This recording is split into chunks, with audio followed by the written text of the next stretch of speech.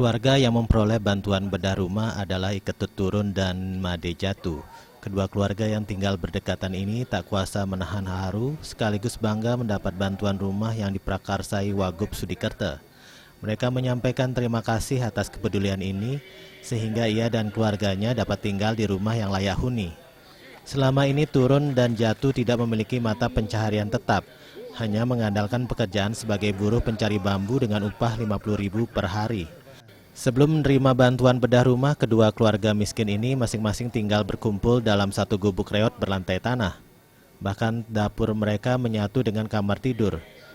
Dalam lingkungan rumah berdinding bambu itu juga tidak dilengkapi sarana MCK dan aliran listrik.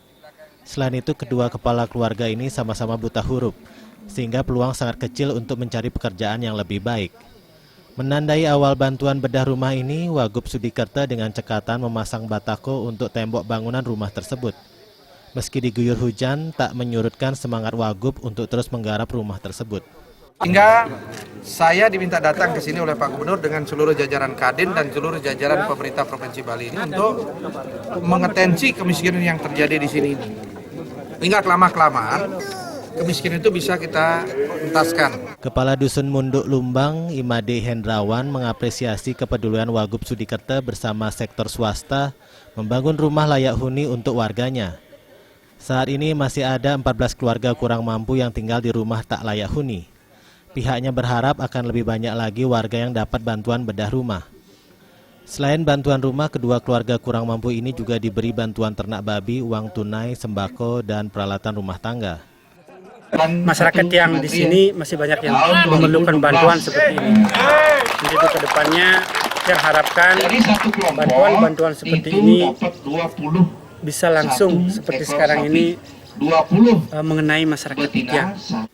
Usai bergotong royong membangun rumah layak huni, Wagub Sudikerta mesti mekrama dengan warga setempat, sekaligus mensosialisasikan berbagai program inovatif Bali Mandara. Sebelum melakukan bedah rumah, Wagub Sudikerta mengunjungi Simantri 359 Gapoktan Teje Dumilah, Kecamatan Marga Tabanan. Kelompok ternak yang memiliki anggota 57 orang ini merupakan salah satu Gapoktan yang cukup sukses mengembangkan program Simantri, terutama mengolah kotoran ternak menjadi biourin sebagai bahan pestisida padi dan tanaman kubis. Sementara kotoran sapi diolah menjadi pupuk dan biogas dimanfaatkan sebagai pengganti LPG. Wagub Sudikerta merasa senang karena program Simantri ini telah dirasakan manfaatnya oleh masyarakat di Tabanan, terutama di Kecamatan Marga. Harapan kita bagaimana ke depan Simantri ini mampu memberikan kesejahteraan buat masyarakat kita yang ada di Bali ini. Tim Liputan melaporkan.